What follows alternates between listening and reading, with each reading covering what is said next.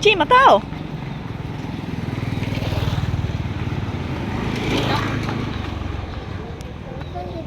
thấy không năng ở em chi cả.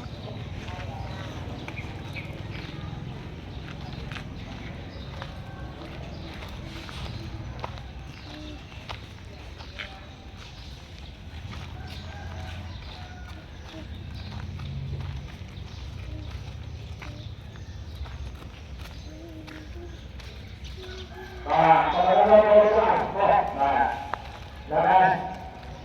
và đây và con luôn nó đưa xuống cửa lên cho nó và na và hoa không đưa vào không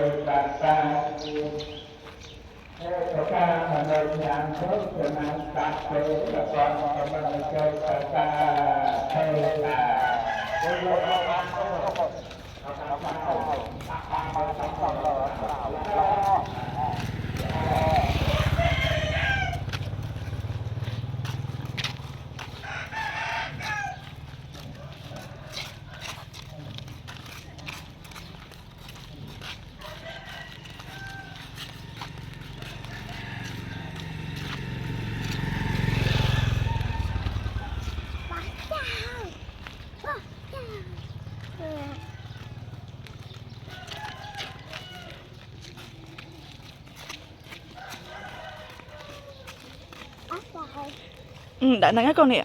Lấy nắng ạ.